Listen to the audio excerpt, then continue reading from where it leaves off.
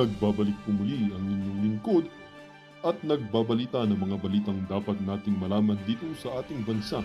Ito ang Balitang Pambansa. Ating ngang matutunghayan sa channel nito kung ano ang nangyayari sa loob ng ating gobyerno at syempre tumutulong na rin sa ating mga mamamayan na malaman ang katotohanan dahil mayroon tayong karapatan na malaman ang tunay na nangyayari sa ating bansa.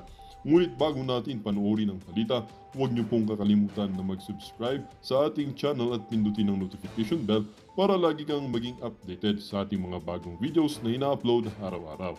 At sa ating mga solid viewers naman dyan ay maraming salamat naman po sa walang sawang pagsuporta. At syempre, huwag din pong kakalimutan mag-iwan ng like at i-share ang ating mga videos. At kung mayroon ka naman pang opinion, ang ating comment section ay bukas para sa inyong mga hinaing. Ito na nga mga kaibigan, ating panoorin ang buong video. Salamat po muli and God bless!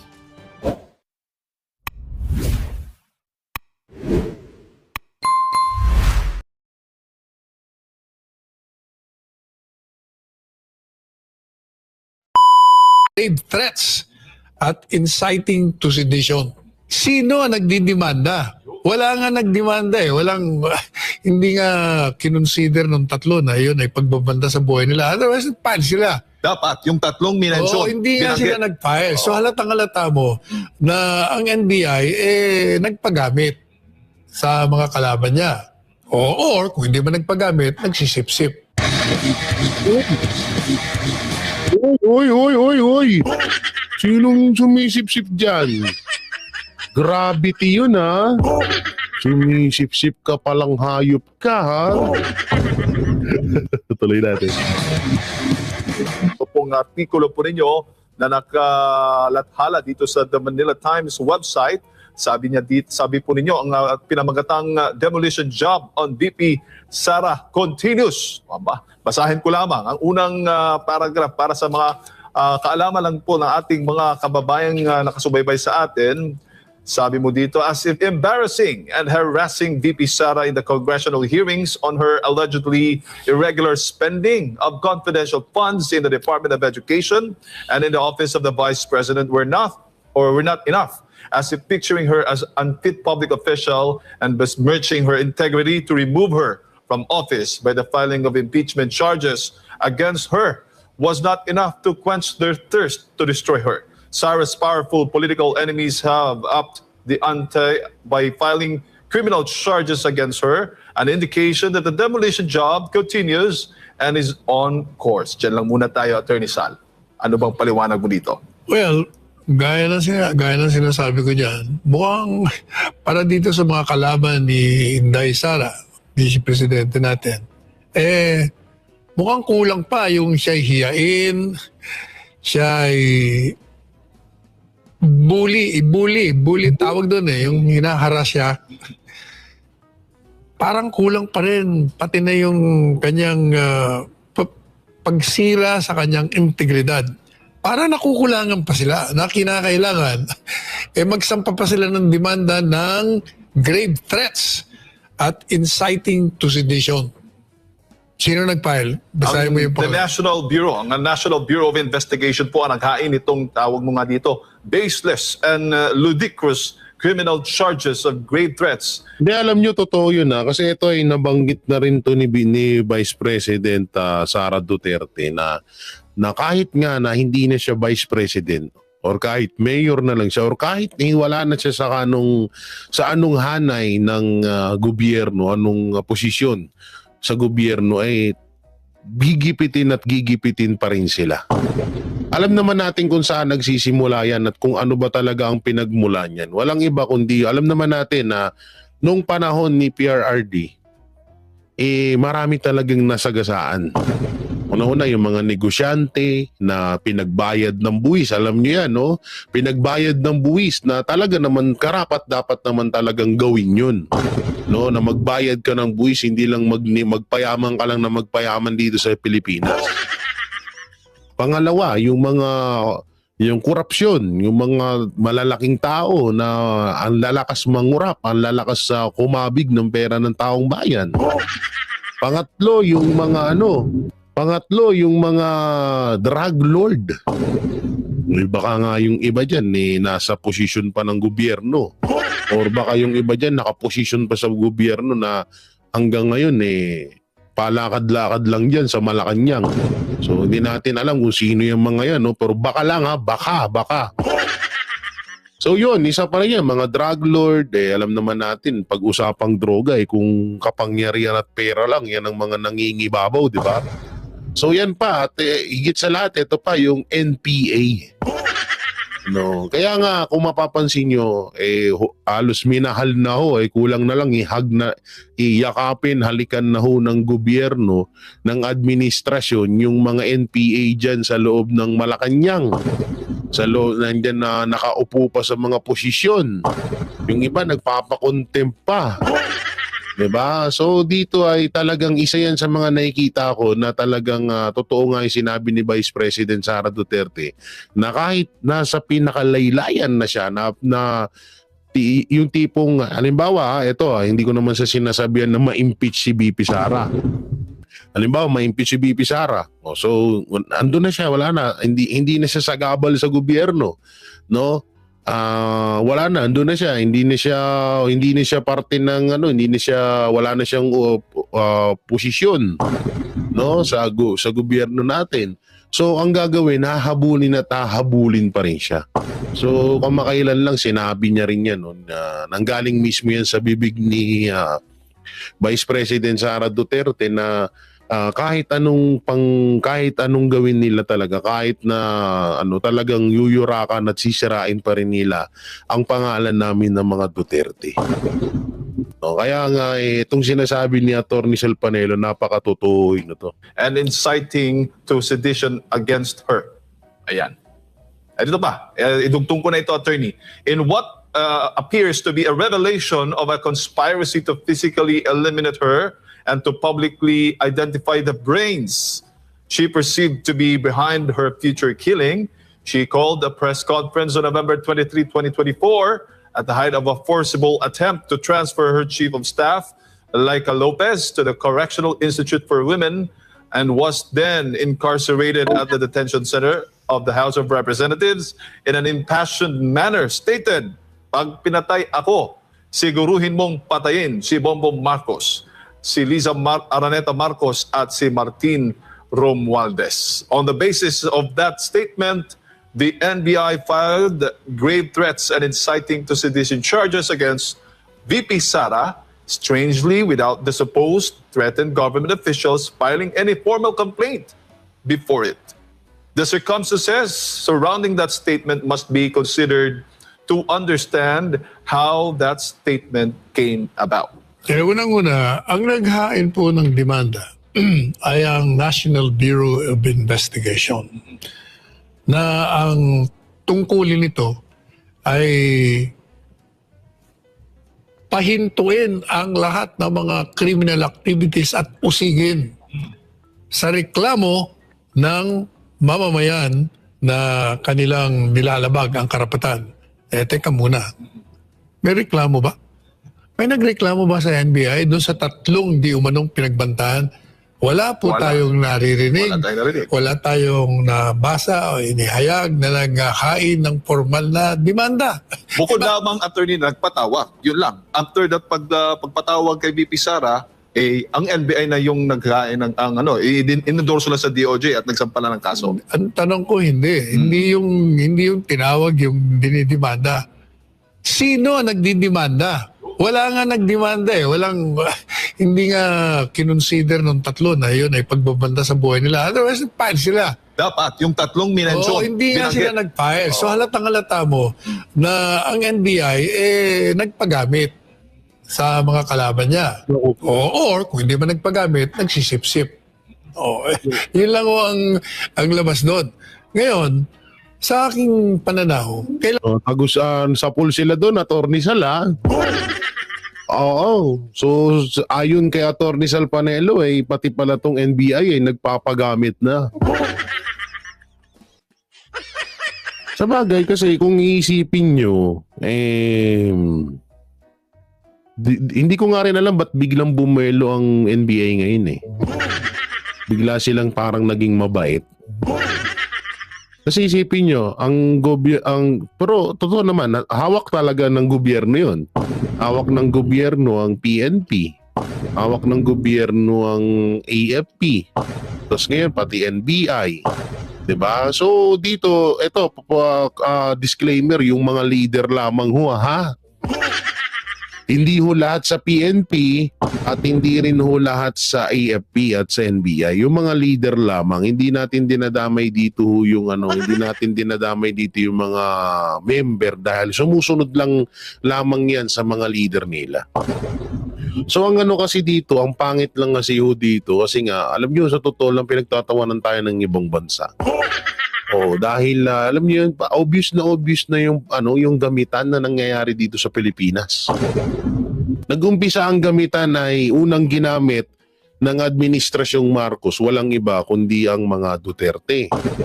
No, una nilang ginamit 'yan para makuha nila ang loob ng mga Pilipino.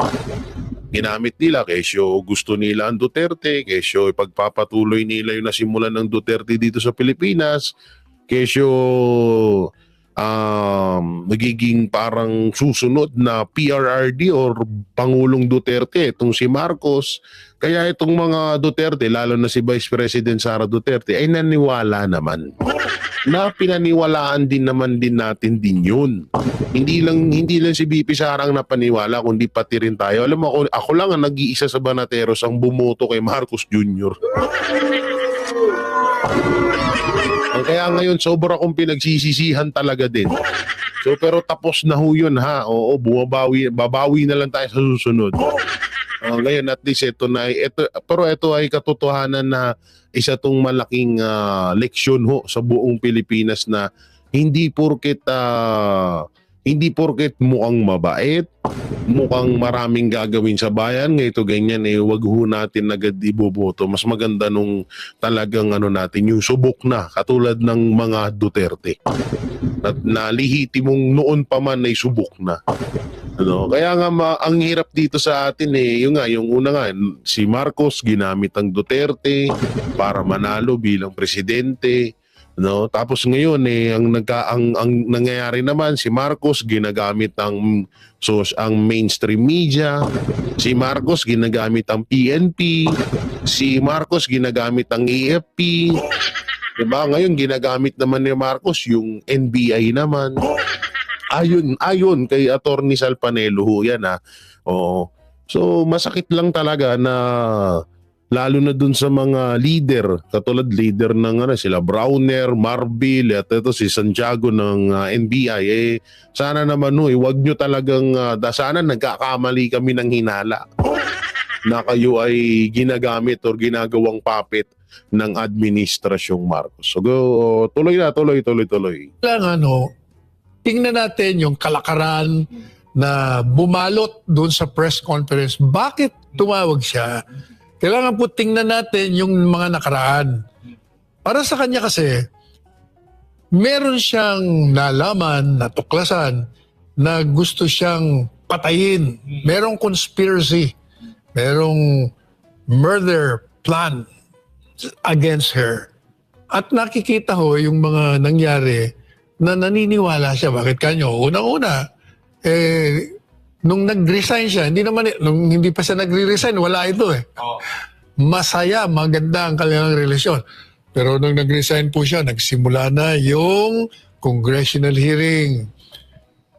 At pinatawag siya, hiniya siya doon, inilarawan siya na siya ay magnanakaw, na hindi siya karapat-dapat maging isang opisyal sa... Alam niyo, ang nakikita ko doon yung pagkaalis ni Vice President Sara Duterte bilang DepEd Secretary.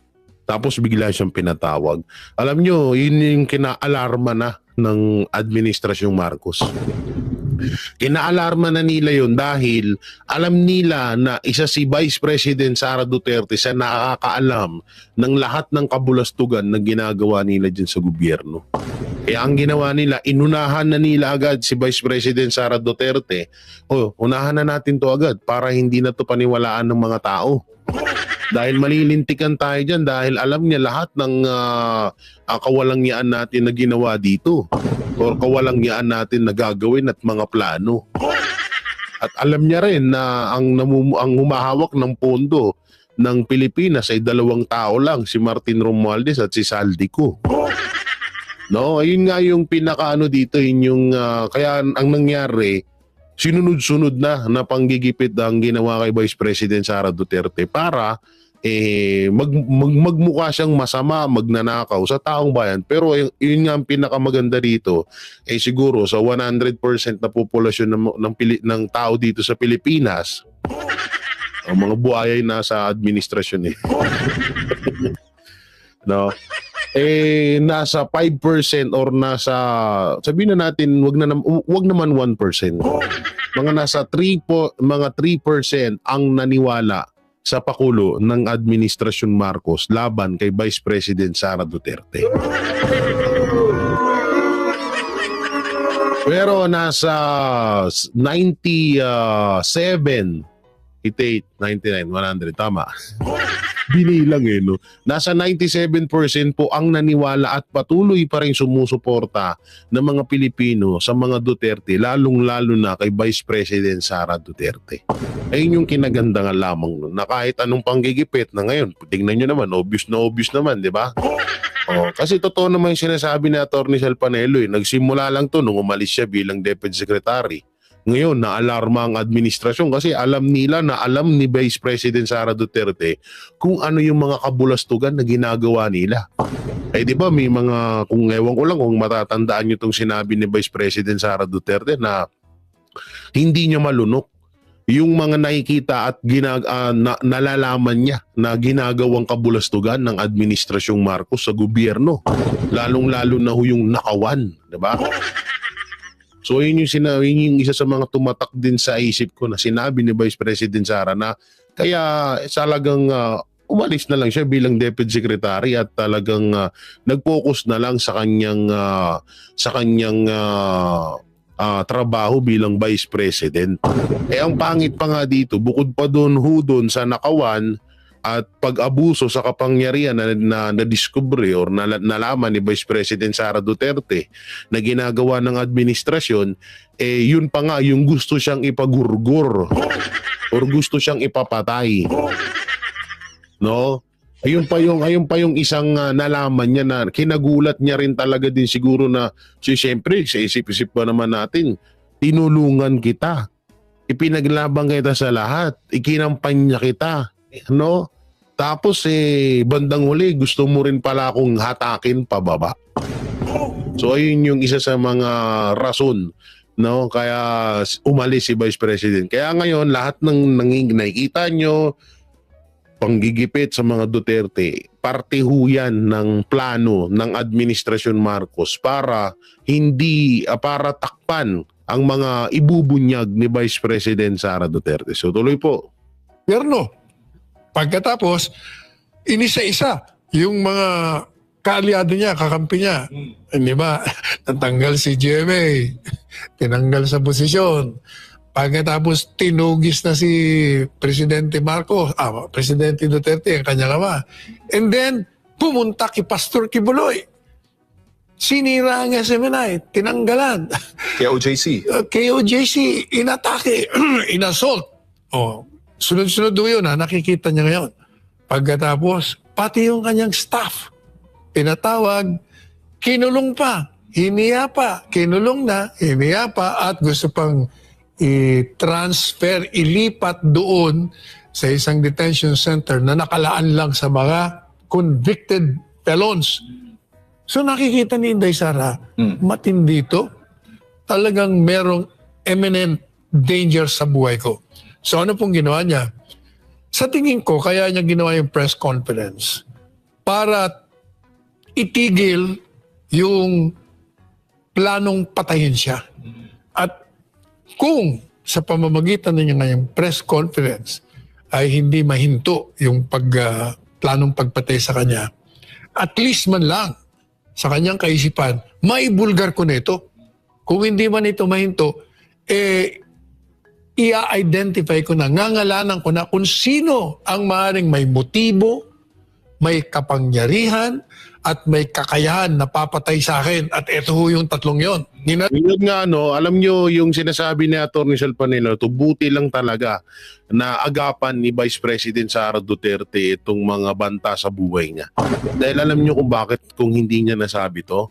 Baka wag naman ho sana mangyari. Baka ngayon ho ay ang ating Vice President ay talagang nagurgur na. Hindi naman ho natin pinapanalangin, no? Pero napakaganda ho nung ginawa ni Vice President Sara Duterte na pinangalanan niya yung mga talagang banta sa buhay niya. No? Ang mali, ang pangit lang na nangyari doon ay binaliktad ho ng Administrasyong Marcos yun. Binaliktad ng Administrasyong Marcos yun at pinalabas na sila yung pinagbabantaan. So ganyan ko kakapal ang mga mukha ng mga hayop na yan. No, ganyan talaga sila no?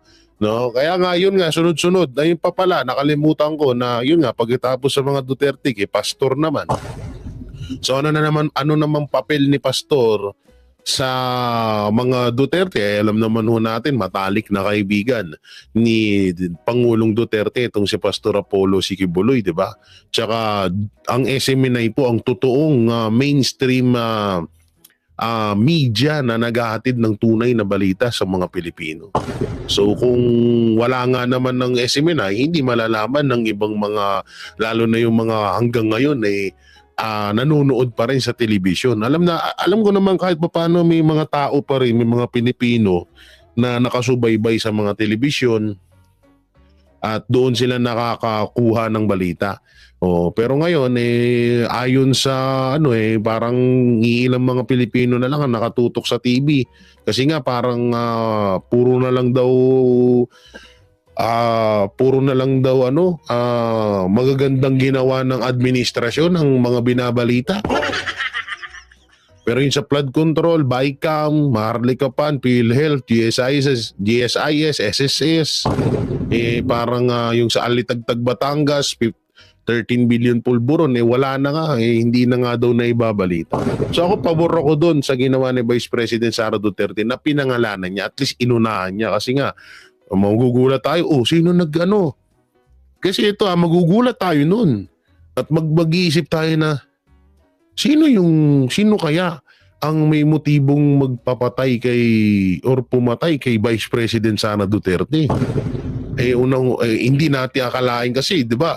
Pinamukha ho sa atin ng ilang taon ni Bongbong Marcos na best friend sila ni Sara Duterte. Yun pala may tangka pala sa buhay niya. Ayon yan kay Vice President Sara Duterte. So tuloy. Kasalanan niya. Gaya na ng binanggit mo ng mga pangalan. Para kung mapatay nga ho siya, yung katarungan para sa kanyang kamatayan, makuha natin. Kaya yung mga otoridad, kasi pag nalaman mo na, alam mo na kaagad na suspects, di ba? Yan ang dahilan. Madalit sabi, it was a preemptive strike to foil a murder plot and certainly not grave threats at inciting to sedition. Basahin mo na ngayon yung susunod na paragraph. Opo, ito, nabanggit nyo na po kasi itong tungkol sa statement ni VP Sara, threat to life of VP Sara real and imminent. Nabanggit nyo na po yan. At itong bahagi pa rin po sa inyong artikulo, statement of VP Sara preemptive to foil murder plot. Dito tayo ngayon sa conspiracy to commit murder is not a crime, attorney. What the detractors describe as threats cannot fall under the crime of grave threats as defined by law, owing to the fact that it was conditional on her being murdered by the would-be malefactors. In reality, if there was such a threat, it would be coming from the grave or from a dead person. There is no such legal animal. What the aforementioned statement of VP Sara could be wrongly viewed as, there is a conspiracy and proposal to commit murder against the three persons identified by her. The question that becomes relevant is, did VP Sara and unidentified person she talked to run after her killers if she is killed liable to a conspiracy and proposal to commit a crime, given that Article 8 of the revised Penal Code gives the legal meaning of a conspiracy and proposal to commit a felony or a crime. It would seem that there was a proposal to commit murder with the other person agreeing to execute it, thereby establishing a conspiracy between the two to commit the crime. Let us examine the definition of the terms.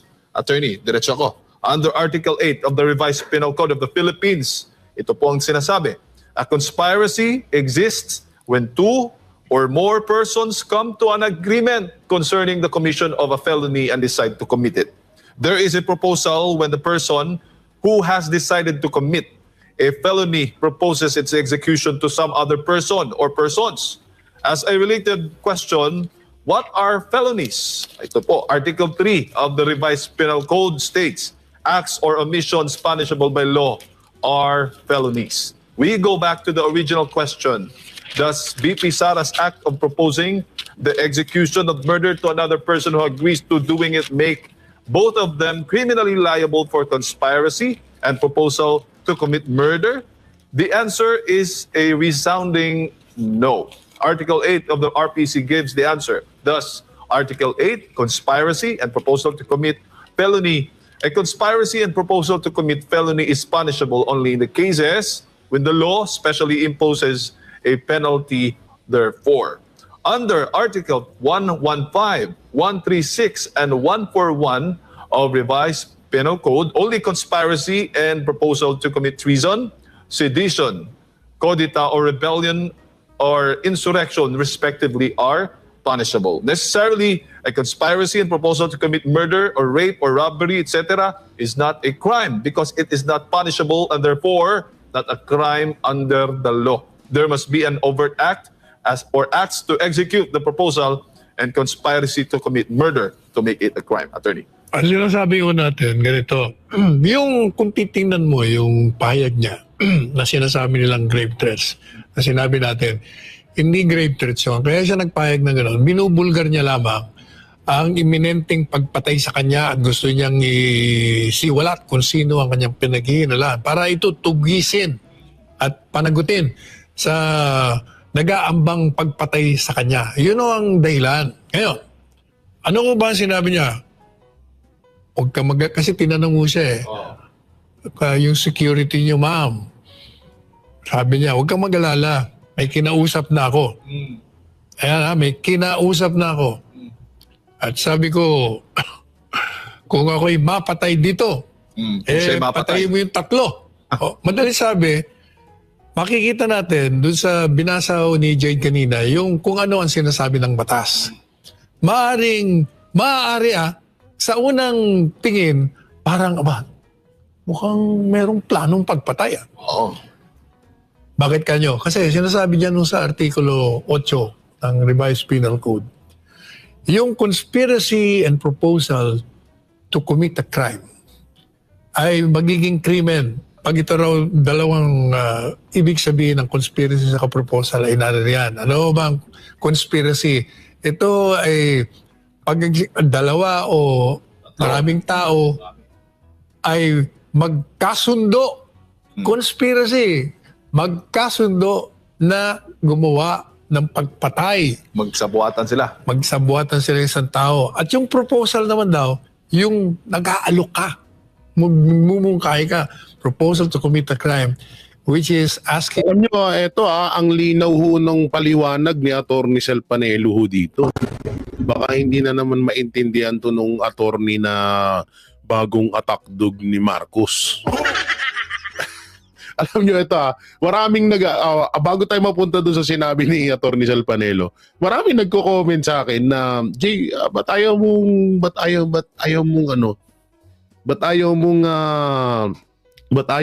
banatan si yung Castro din daw na attorney na vlogger daw yun. So sabi ko, bakit ko siya babanatan? So noon nalaman ko at nanonood ako syempre sa isa sa mga idol ko na si Banat Bay. Nanood ako at na-content nga ni Banat Bay. So doon sa video ni Banat Bay, sobrang talagang bobo talaga. So sabi ko, bakit niyo pa ipapakontent sa akin yan? Doon kay Banat Bay sa idol ko, barag na. At talagang hindi ko na kailangan ni content yung mga ganyan dahil doon nga sa kay Banat Bay, durug na eh. Pag dinurog pa namin lalo ni Boss Dada yun, di naging pulbos na yun. Doon nga lang sa idol namin kami nga mas mataas nga ang dunong or mas magaling mag-analyze na Banat Bay, dinurog niya na kami pa kaya. Dinurog na ni Banat Bay yung si Castro na yun. Yung attorney na bagong kung tawagin female version ni Gadon at ni Trillanes. Di alam nyo, pinanood ko talaga, sobrang natangahan talaga ako. Unang-una dun sa Davao. Oo, bakit? Kasi sabi, bumalik daw ang droga sa Davao, sabi ni PRRD. So, ibig sabihin niya ng Davao, kasi may Davao City, may Davao del Sur, at may Davao, ano ba yung isang Davao? So, iba-iba yan. Sabi niya, hindi, di ba si Mayor Basti ang mayor dyan? Alam nyo doon, sobrang labong, panoorin nyo na lang doon sa video ni Banat Bay. Basta ako, hindi ko babanatan yun dahil apakatanga. Sorry, sobrang tanga niya talaga. Oo, sobrang tanga niya kaya ayoko siyang banatan, sayang yung oras namin. Okay na yun na binanatan siya ni Banat Bay, at least nalaman natin at naipaliwanag ni Banat Bay kung ano yung talagang katotohanan doon sa mga pinagsasabi niya. Oo, yan ang Banateros, may ebidensya. Oo. So dito naman sa kay attorney dito sa planong pagpatay kay Vice President Sara Duterte. Alam nyo, isa to sa kinakatuwa ko. At ito ay number one na 100% na legit po itong pinapaliwanag ni attorney Sal Panelo. Paunawa po attorney Sal Panelo. Attorney po yan ha. Alam niya ho ang batas. At naging dating hindi ko ako nagkakami, spokesperson ni PRRD. Ano ba yung katungkulan ni attorney Sal Panelo? Comment nyo na lang dyan, no? So talagang ako naniniwala na alam niyo yung sinabi ni Vice President Sara nun, wala akong grave threat yun. Wala akong threat yun kay Marcos. Sa halip nga po yun po ay isang katotohanan lamang, at buti na sabi ni Vice President Sara Duterte yung gustong pumatay sa kanya, at least alam na natin kung sakali man na may mangyari kay Vice President Sara Duterte, 3 tao lang ang may pakanan yan. Walang iba kundi si Martin Romualdez, Lisa Araneta Marcos, at Marcos or Bongbong Marcos Jr. Ayon yan kay Vice President Sara Duterte. So ngayon, at least alam na natin, di ba? Kaya napakaganda nung talagang kahit ako, natuwa ako dun sa sinabi ni Vice President Sara doon. At least tayo may idea na. At buti na agapan ni Vice President, hindi siya naunahan. Dahil kung sakaling naunahan si Vice President Sara Duterte, wala tayong kalam-alam na kung sino yung gustong pumatay sa kanya. Kung sakali pero alam ko malakas ang gabay ng Panginoong Diyos sa mga Duterte at sa mga supporters ng mga Duterte na hindi niya papabayaan na manaigang kasamaan dito sa Pilipinas. So yun, alam nyo na at siguro napanood yan. Dito naman tayo, na kung saan ay tinawag, tinawag na fake news si Marcos Jr. At alam nyo, totoo naman yun. Totoo naman na hari ng fake news si Marcos Jr. At paano ko nga ba napatunayan yun? Eto, panoorin ho natin. Matapang na kinwestiyon ng isang dating opisyal ng Malacanang ang mga anyay fake news na ipinagkakalat ng kasalukuyang administrasyon. Kasabay nito, isang mabigat na babala ang binitiwan ni dating Pangulong Rodrigo Duterte sa publiko. Si MJ Mondihar sa report. Veering towards a dictatorship.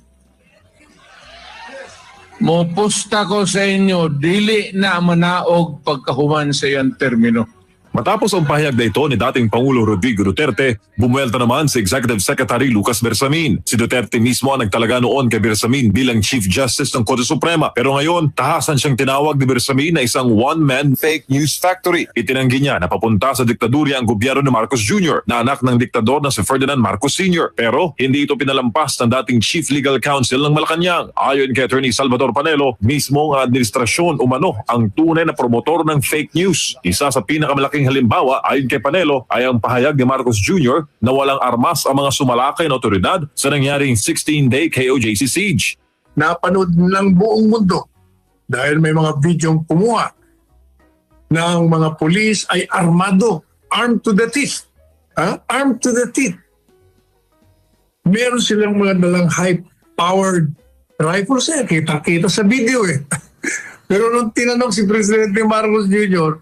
about it, sabi niya, wala namang armado doon. Hindi ba fake news yun? Pinuna rin Tama. Pero alam nyo, bago sabihin niya ni Atty. Sal Panelo, ako muna ako na dyan. Balay naman, baka nanonood si Atty. Sal Panelo sa atin Hindi naman masama mangarap, di ba?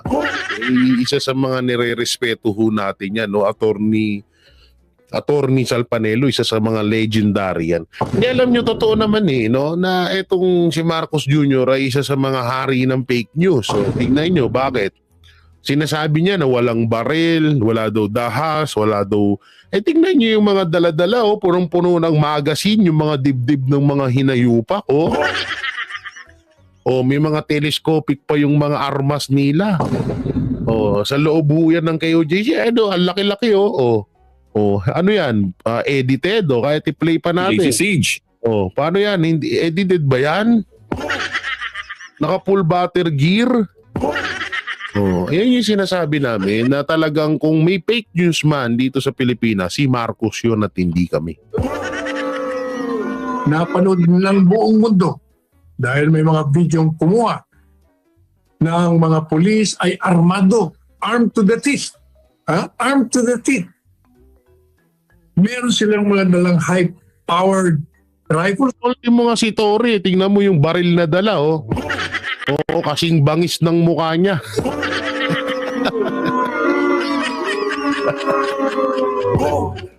Tingnan mo yung bangis ng baril ni Tory. Tingnan mo yung mukha ni Tory. Isa lang. Kasi kita-kita sa video Pero nung tinanong si Presidente Marcos Jr. about it, sabi niya, wala namang armado doon. Hindi ba fake news yun? Pinuna rin ni Panelo ang misleading statements ni Marcos Jr. at Bersamin sa kontrobersyal na issue ng blank items. Sa 2025 BICAM report ng Pambansang Pondo, ayon kay dating Speaker Bebot Alvarez, may 241 billion naman inilagay sa 2025 General Appropriations Act na nakabaloob sa 12 blank items sa 2025 BICAM report. Hindi ba fake news yun? Kasi minimislead yung tao, tinuturo nyo yung GAA na walang blanks. Talaga namang walang blanks yun. Ang merong blanco yung BICAM report na naging batayan basis ng enrolled bill. May isa pang fake news pa pala si Marcos. Totoo yun kasi ang tinutukoy na may blank item ay yung BICAM report. Hindi naman yung GAA, pero itong si Marcos, GAA ng GAA. Pinunyag din ni Panelo na hindi umano totoo ang pinagmamalaking paglago ng ekonomiya sa ilalim ng Marcos Jr. administration. Giit niya, isa lamang itong propaganda. Ang mga propaganda nyo, maganda ang ekonomiya. Pero anong katotohanan? Ang katotohanan dyan, hindi masawata ang pagtaas ng mga pangunahing bilihin dito sa ating bansa. Sa usapin ng kriminalidad, kinontra rin ni Panelo ang datos ng PNP na bumaba ang crime rate sa kasalukuyang administrasyon. Ano pa? Sabi nila, okay, yung illegal drugs na yan, wala yan, na-contain na natin. Hindi rin totoo, nagkalat. Ang bayan ng saksi na bumalik. So, may kasabihan nga tayo, Atty. Sal Panelo at mga banateros, na ang magnanakaw, galit sa kapwa, magnanakaw. So, kung si Marcos Jr. ang hari ng fake news, galit siya sa mga fake news. Kadalasan pa kung sino nga yung gumagawa ng ganun, siya yung mahilig magbintang. Katulad nitong ginagawa ni Marcos Jr., ginagawa ng mga congressman na panggigipit sa mga vlogger na di umano ay mga fake news daw kami. Ito talagang lantaran na fake news. Pangulo pa ng Pilipinas. Ayun yung masama dyan. Vengeance. Sa isyu naman ng seguridad, iginit din ng veteranong abogado ang panganib na idinudulot ng pagdami ng EDCA sites sa Pilipinas. Inilagay sa panganib ang seguridad ng bansa kasi yung mga Amerikano na naririto ngayon sa atin, ang kalaban niyan ay ang People's Republic of China. Ang galit na galit sila sa ginawa natin at sinabihan tayo sa ating mukha. Kaibigan namin kayo, pero naglalagay kayo ng mga missile center ng mga kalaban namin para kami atakihin dito. Ay, hindi po pwede yan. Kayong unang babanata namin pag nagkakaputo ka dito. Git Yan, napakalinaw kung sino talaga yung fake news.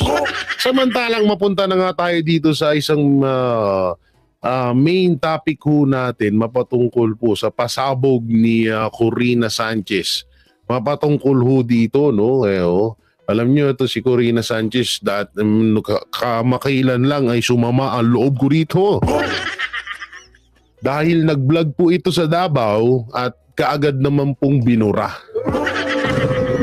Kaagad pong binura yung video na yun. Alam niyo yung video niya, yung mga wiring or yung electricity sa Davao na napaka-high-tech or napakagandang idea. And binlog niya yun, nag-trending, tapos nung biglang nawala ho, no?